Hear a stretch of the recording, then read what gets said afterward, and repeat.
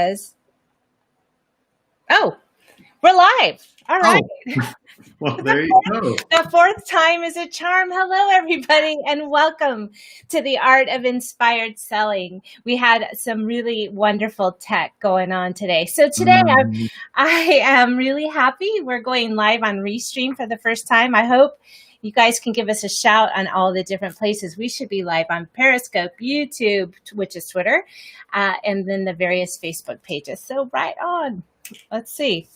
You can't see it right now, Scott, either, right? So hello. Hi. This is my guest, Skot Waldron. So I am going to read his bio so that I don't mess up on anything like I always do. So Scott is a brand expert. I at least know that part. He also works on strategic partnerships, right? Not just branding. You want to work with people that want long-term relationships with you and some sort of a strategic partnership. Scott encourages all of us to build a brand first mentality, which is what I preach all the time. And he's really worked with some large clients. So I hope that you're going to take some time to tell us how you actually were able to do that. Because, you know, I think that some people in my audience might feel that going after big customers is really out of their wheelhouse. So maybe we can talk a little bit about that today. So with that, I will turn the floor over to you, Scott. Introduce yourself and tell us a little bit about what brought you here today and where you're coming from. Yeah, so this is awesome. And first of all, let me give you some praise on that email notification. Like I emailed you back and said, this is fantastic. You know what? Like I've done a lot of these and your actual, you know what's interesting and what's beautiful about what you did is that I could tell you put effort into finding out more about me and research and really getting to know me so you could personalize that email. That was awesome because to me that showed authenticity, effort, and a desire to deliver something great. Like, I love that. So thank you so much. And that's really, I really do put a lot of effort into that, you know, because why have somebody on the show if I'm not going to take the time to authentically connect with them and understand where they're coming from? Yep. And also look for a commonality about, you know, why do we have any commonalities? And by the way, I just want to say for the record, I didn't even get dressed for you today, but this is a Goodwill find that literally my entire wardrobe is from Goodwill. We can have a totally separate talk about Goodwill shopping because Goodwill hunting, that should be like a movie, is my favorite thing in the world. Okay. That's fantastic. Wow. Congratulations. That's something, right? You could even start an Instagram feed on that. Right? I know. That thing, man. There's people like, that looks great. Where'd you get that? It's like, Goodwill. Yeah, Goodwill. They know. People know already. I'm known for the Goodwill dresses that I wear all the time. Now I do wear some nice jewelry, right? Some authentic art pieces. Yeah, I feel you. Always. Well, I'm Skot Waldron. I'm a brand strategist and communication expert. And in the sense of brand, we always talk about brand as an external thing, right? Like it's a marketing tool. It's the thing that we use to get more customers and whatever. But when I talk about brand, yes, I come from that world. I've been a graphic designer for 20 years. I own a design firm, and I've done brand strategy and positioning and message development for companies for a long time. Okay. But really over the past 5 years, I've really put a huge emphasis on what we call internal brand development or employer branding. And that is all about, let me back up. Actually, can you see my screen? I can turn it on right now. Flip my screen on really quick. Let me show you kind of what I'm talking about here. Oh, that's even nicer. So now we have it at the bottom. So beautiful. Love it. Well done. So first of all, this is me really quick. I've done work for these clients over the course of many years, and that's in your print design, branding, positioning space, or in culture development and team communication. So, and if you want to find out more about me, you can find out more at my website at skotwaldron.com. That's skot.waldron.com. You can find me on Instagram and LinkedIn too. I love to connect with you on LinkedIn. So please hook me up there. I would love to connect. So when I talk about brand, it's this, right? It's what do people say about you when you're not around? That's all brand is, right? And we've heard kind of terms around that maybe before, but that's simply what it is. And when I talk about brand, it's not your logo, it's not your color palette, it's not your font choices. It is literally your reputation. Is that thing that people are creating right now an opinion of me, an opinion of you?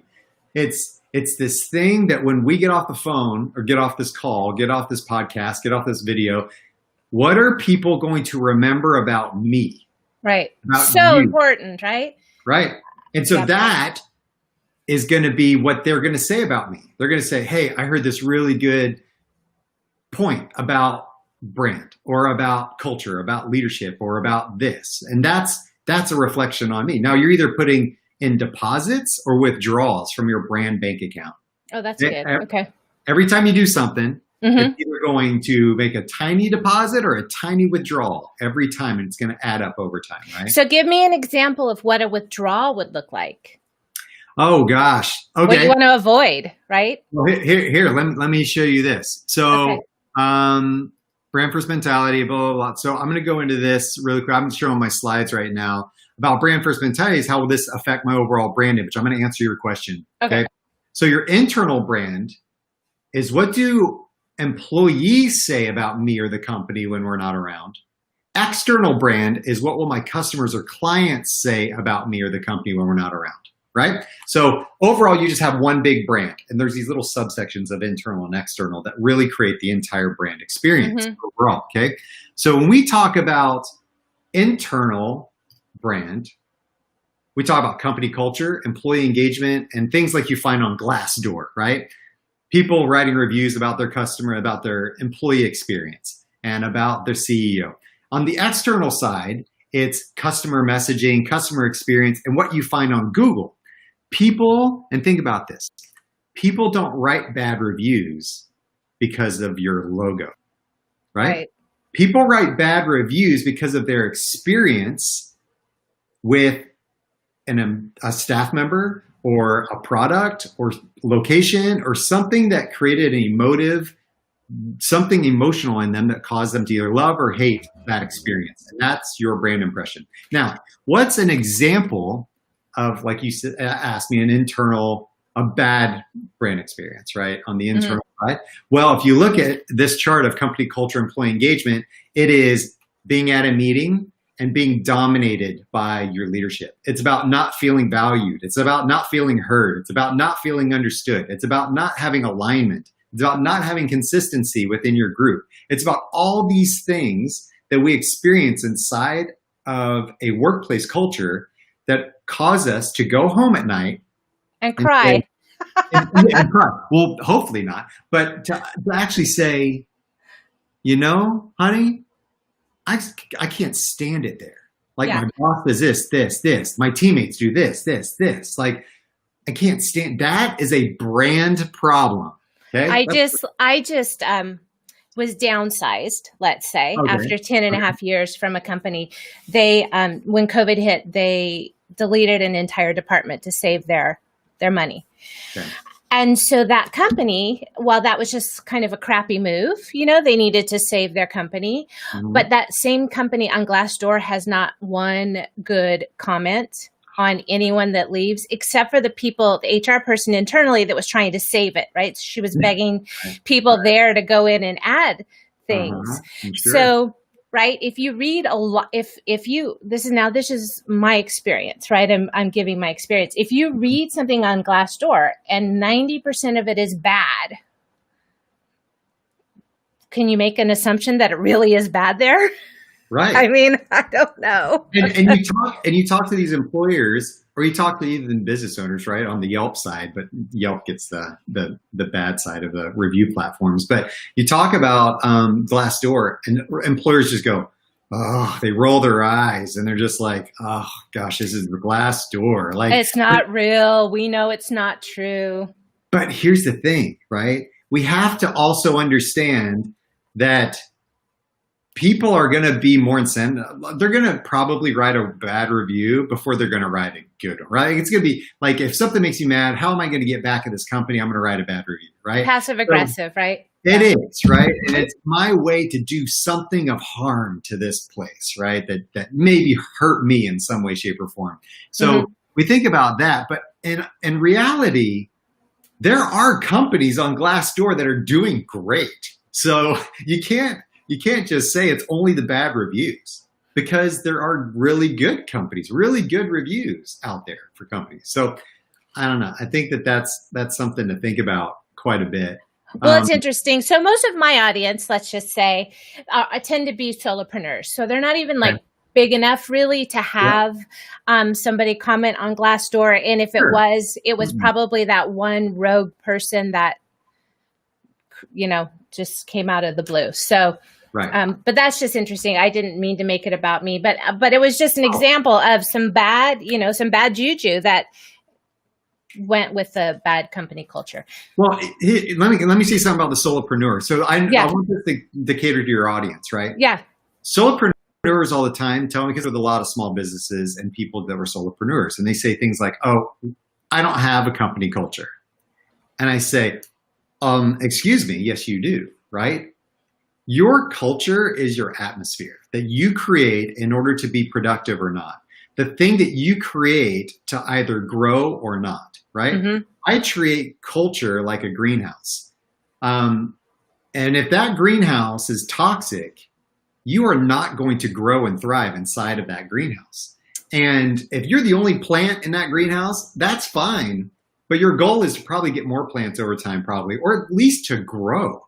Yeah. And if you're not creating an environment that helps you grow over time, then it's a toxic environment. That is your culture. It's mindset. It's your environment. It's your habits, the way you do things, the way you communicate with yourself completely makes up your culture. Absolutely. And the way you engage with yourself. So I don't want to... And it's a growth thing, right? So most solopreneurs don't start out and say, "Oh, well, I'm never going to grow. I just want to be a solopreneur forever," right? They want to grow. Sure. And if they don't have management skills and they haven't had a team to manage in the past or corporate or whatever, it might be a little more difficult. But I've been a manager for quite some time, so I know the importance of showing people how much you appreciate them, even if they're contractors. You did a really good job, or letting them, not critiquing them and stuff. Like all of that, right, can set the culture of what is to come in the future. Yep. So it can. All good stuff. So I would like to, let me introduce a quote to you really quick. I've got a couple of assessments on my website that people can go take, that in my free resources section, that they'll help you, take your brand health and your culture health. They'll give you a quantifiable number to help you, give you a grade from 1 to 100. People can go there and take that. But Maya Angelou said this, her quote's up on the screen right now. "People may not remember exactly what you did or what you said, but they will always remember how you made them feel." Yep. I reuse that quote. I love that quote so much.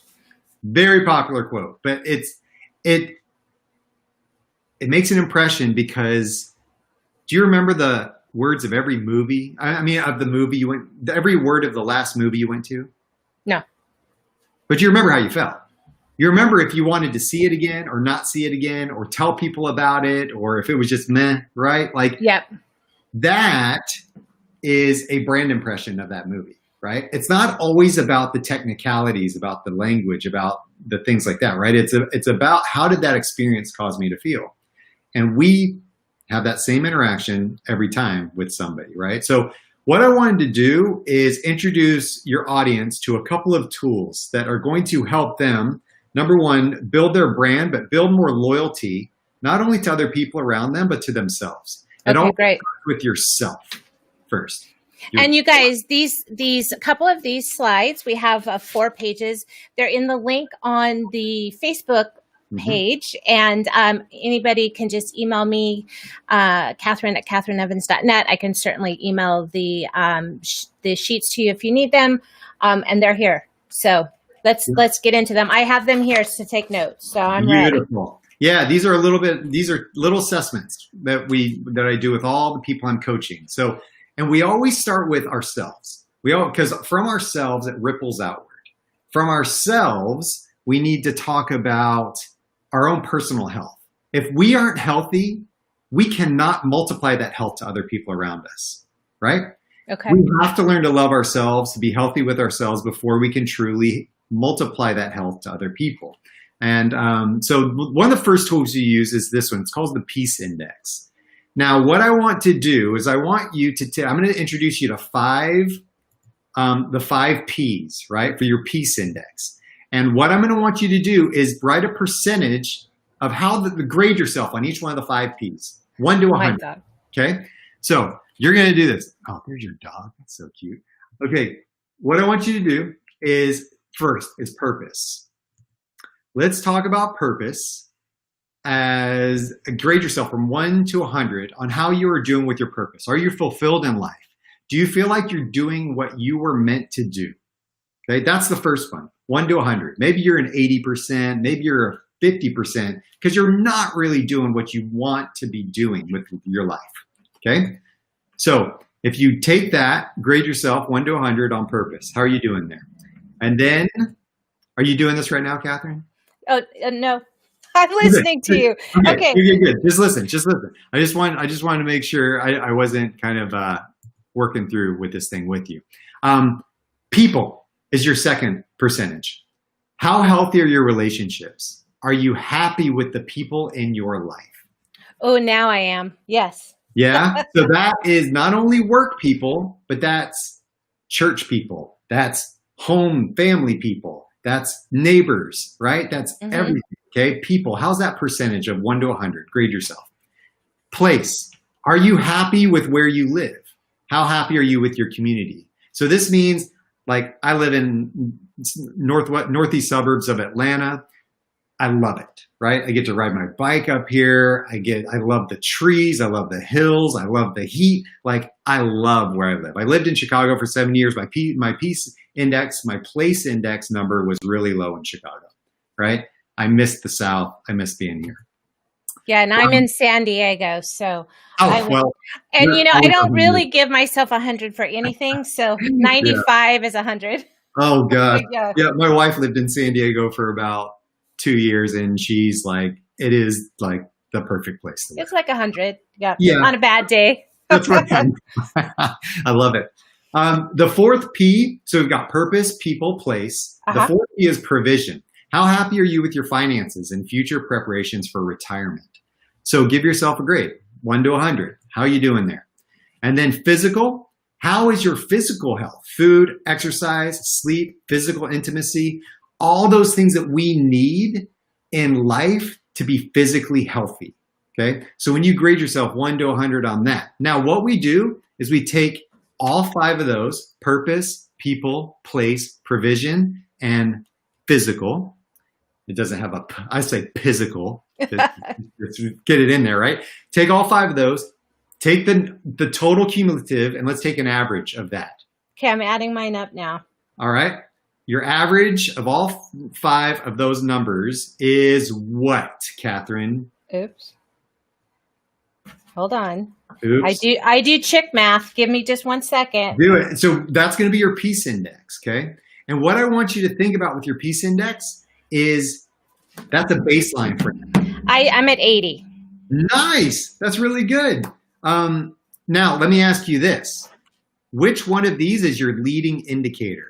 Is it purpose, people, place, provision, or physical? I don't mean like the one that's the highest. I mean, to you means the most. You give it the most weight. Ooh, interesting. So I would say people, because people fill me up. My interaction with people, the people I surround me with, I feed off of what I can give to them, not necessarily what they give to me, but just having them there is my fuel. So I would say that is when we talk about your leading indicator, what I want you to think about is that number can be like, okay, but if it's low and all your other numbers are high, you're still going to be kind of in a rougher spot because that's something that means a lot to you. And that's we weight it a lot more, right? Now your peace index may still be an 80, but if your people's really low, that's something you're going to be wanting to work on. Now, what I want you to do is if you can store this number away, store this in your phone, take a picture of it, post it on the wall. In 6 months, I want you to do your peace index again, right? I do this with my spouse. I even say, I print out these worksheets. This is the same exact one. And I give it to her and I fill it out and we fill it out. And it's a really good discussion starter. It's like, hi, how are you doing? Checking in with people. You can use this at work. Hey, how are you doing? How's your peace index today? Instead of asking, hey, Catherine, how are you doing today? And people just go, what are the standard comments people say? Oh, I'm fine. I'm fine. Good. Whatever, I'm good. Yeah. And today they say, how you doing? How are you healthy? How are you holding up through this, right? How are you holding up through this, right? And people are like, oh, I'm good. But here's what I would challenge you to say. How's your peace index today? Right? And then people go, let me think about that. People, place, my purpose, my financials, they start to think about it and really go, I'm probably around a 70. And you're like, oh, that's interesting. Like, tell me about that. Like, what's going on? You know? So it's a really good way to quantify the question, how are you doing today? You know? So this is really powerful. Do you think that, this is kind of personal, right? If I had this conversation with people at work, I might not want to talk about my personal finances. So people might not be, or they might not want to say, and I would think maybe some men even more wouldn't want to talk about their personal finances with other people. What have you found? Yeah, I think that in an open, collaborative environment where we trust each other, and I use this more as a leader coming to an employee and saying, hey, how you doing today?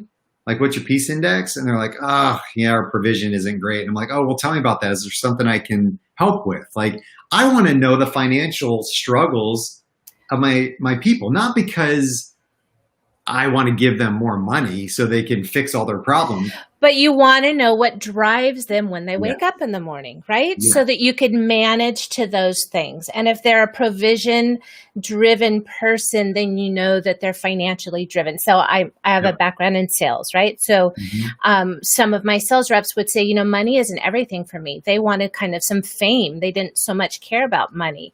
So then maybe I create some parameters to create rewards that would reward that person to give it an even bar. So I see how all of this would be important. You're actually putting a bucket around it, right? Yeah. Well, I love what you just said, right? You started looking and saying, I'm going to cater the incentive to the person, right? Because we're not all incentivized by the same thing. No.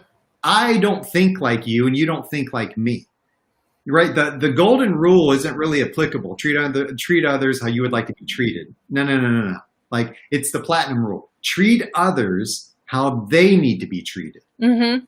That's what it's about, right? Remember the greenhouse where I said the plant in the greenhouse needs to grow. Well, I can't grow every plant the same. They all need different water, different sun, different soil, right? And I can't grow them all the same. If I do, some are going to die. And that's my fault as a leader, as a parent, as a community member, right? And growing my business, my community, my church, whatever, my family, is treating everybody the same.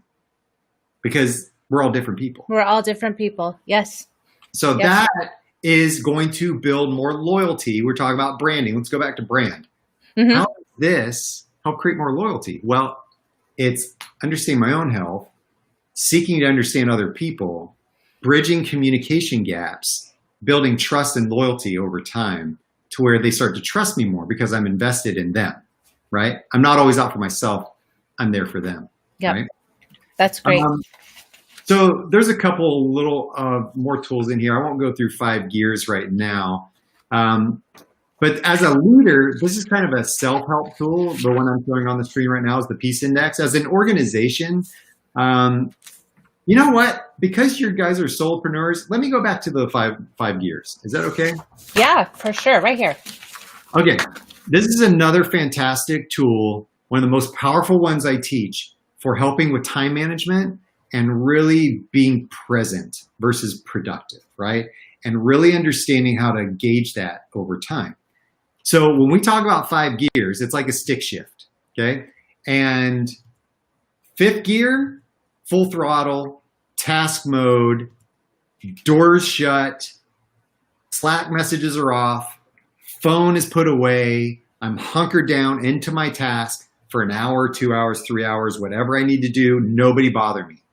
Okay. This is a challenge for a lot of people that are working from home and have their kids come in, have their wife come in and need something, right? Where they're torn in different directions. Employees need me, or I need to get this vendor or this client. And we get split. So we're in gear 4 most of the time, which is task mode, multitasking. Doors cracked open, people are coming in, I'm managing emails, I'm managing phone calls, right? This is where a lot of us live, is in gear 4, because we have to. We're solopreneurs, we have to survive. That's me, that's you, it's a lot of your listeners. But sometimes we have to be really, really intentional about creating time for gear 5 so that we can sit down and work on our business instead of in it, right? Yeah. And sometimes don't you think people need to understand when their mind is most able to do that focusing? Yes. So maybe it's super early in the morning and they might have some 4 a.m. mornings, when there's nobody else up and they can find that peace. Or it's really late at night if they're late and everybody else is in bed or kids are playing video games and it's quiet. So, I would just say people need to think about a 24-hour day to make sure that they can find that time and not avoid it, right? Don't make an excuse for why you can't find it. You can. That's right. And you can have little signs like, see, I have these little do not disturb, do not disturb. Beautiful. Nice. And I'm in a loft and you guys can see, I have a curtain that I put from the ceiling and I pull the curtain and I tell my kids, no disturbing. Now the dog didn't get locked out, but the dog did not get locked. Dog doesn't read yet, right? No. But here's what's really great about it. I'm really proud of you for doing that, right? Because what that does, instead of your kids coming in and then you being a jerk mom and going, oh, shh, get out, stop, no, cut it, and then them going, oh, but I wanted to show you my beautiful picture that I just drew, right? Like, oh, crush me, right? Like, you have the sign and they know what it means, you know what it means, and it's a common understanding. There's no hurt feelings. It's just, oh, mom's doing a podcast. I need to chill for a second, right? Yep. She'll be done soon, right? And that is what we need to create an environment for ourselves. So 5th gear, task mode. Don't bother me. Signs are up. Calendar's blocked off. Whatever it is. 4th mode, multitasking. I can be interrupted. I'm really getting busy getting work done. 3rd gear is what we call water cooler talk. That is when we get on the phone. How's the weather? Where do you live? How was your weekend? How was the 4th of July? Like, just kind of shooting the breeze. And certain people need that connection with people.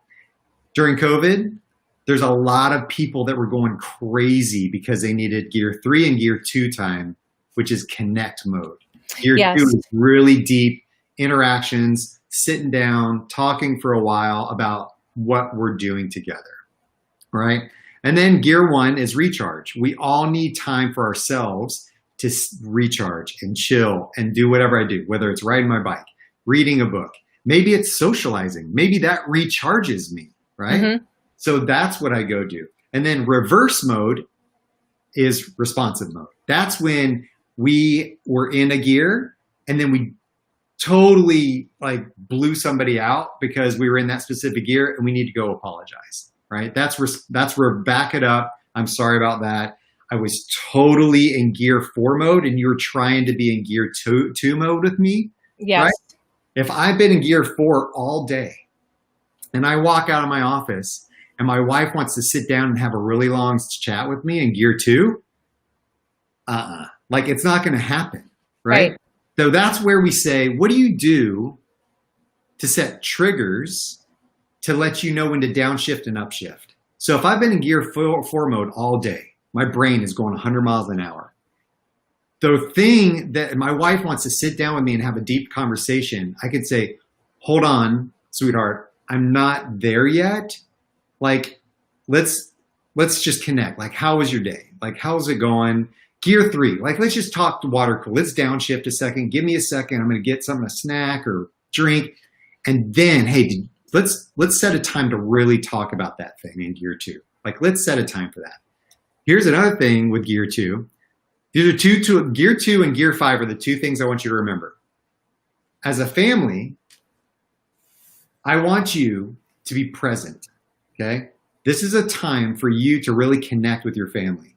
And if you are watching a movie at night, it's 6, 7, 8, 9 o'clock at night, and you're watching a movie with your kids or your spouse, and you pick up your phone, and you start checking your email, who's ever guilty of that? Not me. Yeah, right. My kids hate it. They're like, Mom won't watch the movie anyway. Just put it on. Yeah, exactly. So what my kids do to me now, right, is they go, hey, Dad, you're 2. Dad, you're 2. Don't give this to my kids. Oh, no. Yeah, I just did. They listen to the podcast, right? No.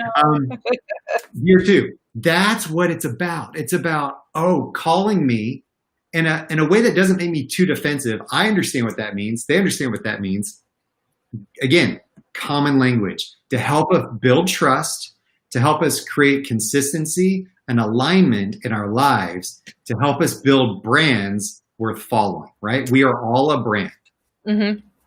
That's that's really just respecting the kids. They quit doing their thing to sit and be with you, so you should quit doing your thing to be with them. So it's a mutual respective thing that I need to get better at. Yes. Yeah. And I feel like a lot of us do, right? Mm-hmm. And especially in this digital age that we are, 24/7 economy, we're always on. And COVID made it even crazier because then there were no weekends because everything's the same. Every day is the same, I said I was going to go back to underoos, right? Where we had the day of the week on our underwear, so we actually knew what day it was. Yeah. I was going to make those. Totally. Yes. Yeah, you got it. So I think that those 2 tools are the ones I introduced as far as the Peace Index, understanding your own health, understanding your own brand, your own personality, your own communication style, and then also the 5 gears to understand how you can leverage communication and make sure that you are all aligned. Make sure that you're all on the same page. Make sure that you're making time to be present and productive at the same time. Balance that. Block your calendar if you do calendar blocking. I'm a big calendar blocker. Yeah. Put a big 5. Teach this to your family. Put a big 5 on a piece of paper, right? Super low key. I'm a graphic designer, but you can do this right yourself. Write a big 5 on a piece of paper. Stick it on the outside of your door if you're in gear 5. Your family knows what that means. And then, or get a cool podcasting sign like you have, right? So that's what it's about. Creating common ground with everybody around you so that your brand is something people love, not resent. That's great. It's very valuable for everybody. Hope everybody's enjoying this. I haven't checked over to see what the live feed is, but I'm enjoying it. So let's keep going. You know what I didn't ask you, Scott? We dove right into delivering value to the audience, but the art of inspired selling is about finding out what's your why. What inspires you, your person, your brand, to get up and do what you do every morning. And then who is the person that most inspires you? Okay, so my why, and this is something I coach a lot of my clients on, as developing out their, what I call the vision pyramid. Mm-hmm. Your purpose, right? Then your values, then your purpose, then your mission, and they all lead up and build out your vision. Okay. Mm-hmm. A lot of people are like, oh, vision, that's all fluff. I don't need that. Only like Google needs that. And it's like, well, it's not fluff if you know how to use it right and use it to drive you. That's when you get into purpose, right? Which is, what is that thing that caused you to get up every morning and maybe do the most mundane task imaginable, but you still get up and do it? Yeah. That drives you. Your inner really, drive. What it came down to for me was enabling people to be who they were designed to be. Not creating a front in order to impress somebody or try to prove something, but create communication for companies to be able to be the thing that they need to be to help their customers, but also be who they need to be to help their employees and help their teams and help themselves be who they were designed to be. We're all put here to do and to be something. And if somebody is stuck, I want to help them become unstuck, to deliver clarity, consistency, and alignment in everything they do, from personal development all the way through company development. That's great. And then how about the person that has most inspired you? Oh gosh. I know Okay. it's hard to pick one, but I will tell you that it's a group of people. Okay. Honestly, and I'm just a little bit of a cop out, but not totally. Over the past, I guess, 3-4 years now, I've been focusing a lot on developing smaller companies and okay. helping them build things. And I've met a lot of entrepreneurs. I've met a lot of people that have left their corporate gigs, right? That have said, I'm not doing that anymore. That's not me. Like, I'm going to go out on a limb and I'm going to build something. Yeah. I'm going to launch this dream. I've got this really beautiful talent. I've got this really beautiful skill set, and I'm going to build something with this. And they liquidate their 401ks. They save up money. They put out all this like belief and faith in who they are and what they want to be, and they just go for it. Like, those people are inspiring to me, because you know what? Good, because my 401k will love you for that statement. You were one of those? You know what? I'm clapping for you right now. That is amazing.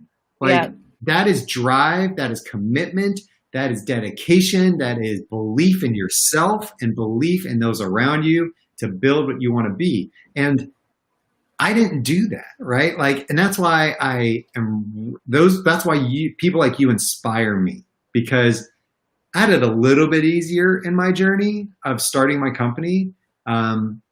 So, I can't totally say like I went on a total limb. Like, I don't want to discredit my entrepreneurship and what I've done, because I have built it with me and the people around me. I didn't do it myself, but the people around me. Everybody's journey is different, right? Totally, yeah, totally. Your own journey, so it's yours. But I love the guts, the passion, the drive that entrepreneurs have, and they are the ones that make our country amazing. They're the ones that make life amazing and people interesting. So I love it. That's too. Okay, thanks. So we got it from you. I appreciate you being authentic and telling that to everybody. So let's go back to your slides here. Oh, sure. Yeah. What I want to offer your audience is a free 30-day trial to a tool called Giant TV. Okay. Let me type that in here. Yeah, go ahead. Type it in there. It's giant.tv/30 days. 30 days. Giant.tv/30 days. See where it goes here. What this is going to do. Oh, good. It looks like it went out. Let's just see. Okay. You're going to get, I want you to go on, and if you've ever taken some of those assessments like Myers-Briggs or DISC assessment or Enneagram or StrengthsFinders or any of those. All of the above, right? They're hot. Right? Everybody's doing all of it. Right. Yeah, there's a lot of assessment junkies out there. Well, I've got one more for you. But this will take about 15 minutes. It's called 5 Voices. And what 5 Voices is it's a breakdown of your communication style. DISC is more of an assessment for your traits and your skill set and putting you in the right place. Myers-Briggs and 5 Voices. Myers-Briggs is the science behind 5 Voices. 5 Voices is just simpler, it's stickier, and it's easier to implement than any of the other ones, because the other ones you're like, I'm an INTJ and that person's an ENFP, and what does that all mean? And I have a little note card. I'm like, I'm going to take a picture. I can't believe people know that stuff. Like I was one and done. I can't even remember today. I know. Like, you barely remember your own. Yeah, I couldn't even make a decision. So I know. So what 5 Voices does is it helps you understand what your own communication style is. It matches it with Myers-Briggs as well. And there's actually, you can go on and view an entire library of videos about you, about leadership, about being healthy as a leader, about being healthy as a person. And they're all free for 30 days. It's like Netflix meets Peloton for scalable people development. Oh, so great. This is for everybody to get access to this thing. And for those of you listening in the podcast in the future, we'll just make sure that all the links to all of this are there. And then Scott, it will still be free in about 6 months when we get this totally. Okay. use that link. It'll Okay. get, now, if you go there by yourself to just giant.tv, you'll just get 7 days for free. But I'm a licensed, I'm a certified giant facilitator for all the programs, and that's a platform I use to teach and coach my clients. So yes, this is an affiliate link, but I would not tell you to do anything that I don't believe in. And if you don't like it, get rid of it. You don't even have to put your credit card in for this free trial. Just put your free trial in and you're good. Like, I don't get anything from that until you put in your credit card. Then I get $5 million. Oh boy. I went in on that gig. I don't get that. But it's a really powerful tool. Short videos, 3 minutes, 4 minutes, 5 minutes, to help you really understand yourself in short bite-sized chunks. And that's free for everybody out there. So enjoy that. And, it's just so great to be able to just learn more about us. I mean, I've been on this long time personal development world. Like, I'm always open to learning. How do I show up? How do I appear to you? What's the word that people use in this season about me?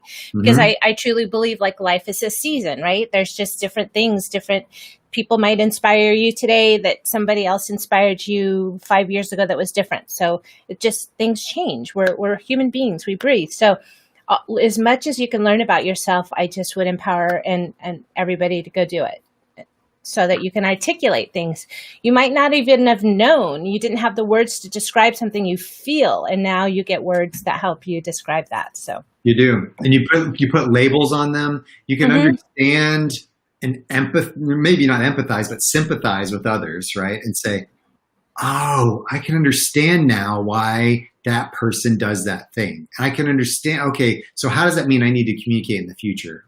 That means I need to do this, right? We can only give what we possess. We cannot give what we don't possess. If I am more self-aware, if I am more understanding, then I can give that to others, right? Through education and empowerment of their own voice, helping them feel heard and understood and valued over time. That, back to our original idea of brand loyalty, is what will create loyalty. It'll create loyalty with people in my life. It'll create loyalty with my customers and clients.